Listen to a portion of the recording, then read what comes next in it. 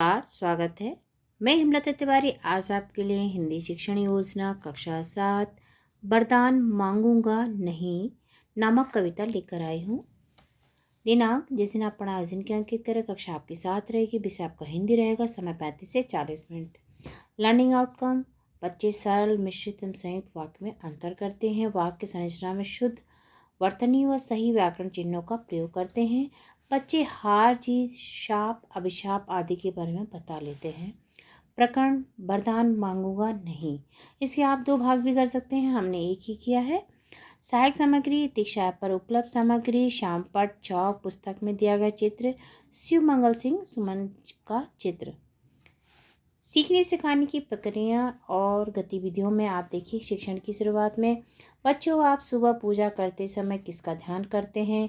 विद्यालय में प्रार्थना करते समय आंखें क्यों बंद करवाते हैं? प्रार्थना करते समय हम भगवान से क्या मांगते हैं? भगवान से हम जो मांगते हैं उसे और क्या कहते हैं?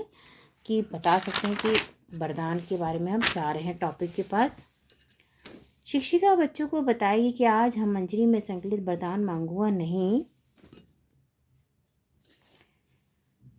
नामक कविता का अध्ययन करेंगे। प्रस्तुत कविता शिव मंगल सिंह सुमन जी द्वारा रचित है। पद्म भूषण से सम्मानित शिव मंगल सिंह सुमन जी की प्रमुख रचनाएं हिल्लोल, पर आंखें भरी नहीं, जीवन के मान, प्रलय आदि। शिक्षिका बच्चों के सामने कविता का सस्वर वाचन करेंगी और कतिपय छात्रों द्वारा कविता का वाचन करने के लिए कहेंगी।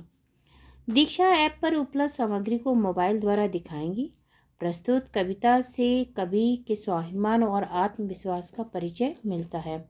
कवि के अनुसार हम सब का जीवन एक महासंग्राम की तरह है। इसमें आने वाली कठिनाइयों से लड़कर उन पर विजय प्राप्त करना ही जीवन है। जीवन चलता रहता है, इसमें हार खाकर यानी हार से मुँह कर रुकना जीवन नहीं कहलाता है। कवि के अनुसार वह किसी की दया नहीं चाहता है।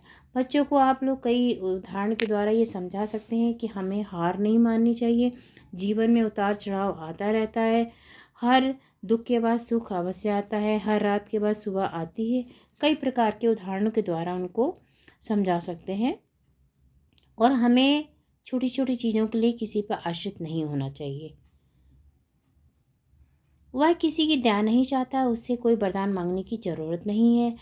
कभी अपनी छोटी सी कुटिया में खुश है, पर वह किसी से कुछ मांगना नहीं चाहता। जीवन एक संग्राम है, इसमें हार जीत तो लगी रहती है। कभी किसी से डरता नहीं है। जीवन संघर्ष करते हुए जीवन में चाहे विजय मिले चाहे पराजय, पर वो किसी से कुछ भी अपेक्षा नहीं करते, कुछ भी मांगना नहीं चाहते और अपने जीवन को स्वाभिमान के साथ जीना चाहते हैं। तो ये इसमें कविता में आप बता सकते हैं। शिक्षण के द्वारा कविता में कठिन शब्द इस प्रकार अभी शिक्षण जो कठिन शब्द है: महासंग्राम, प्रहर, ताप, अभिशाप। महासंघर्ष, प्रहर मतलब एक दिन का 8वां भाग, कष्ट, ताप मतलब अभिशाप मतलब शाप और बद्दुआ कहते हैं ना। शिक्षण के उपरांत कभी दया की भीख नहीं लेना चाहता। इस संबंध में आप लोग अपने विचार प्रकट करिए। एक ग्रुप बना दीजिए, उसमें बच्चों से पूछिए कि कभी दया की भीख क्यों नहीं मांग चाहते, वो क्या चाहते हैं। तो बच्चे अपने अपने विचार देंगे। उन विचारों को श्यामपट पे भी लिखवा सकते हैं या आप उनको नोट कर सकते हैं। श्यामपट पर लिखे शब्दार्थ उतारिए। कविता में आए पर्यायवाची छाटी जो जैसे संपत्ति, अभिशाप, वरदान, विश्व, इन सब के पर्यायवाची बन जाएंगे। प्रदत्त कार्य में कविता को याद करिए और सार अपने शब्दों में लिखिए। ये इनका गृह कार्य रहेगा। यदि आपको अच्छा लगे तो लाइक सब्सक्राइब अवश्य करें और जुड़े रहिए हिमलता तिवारी से।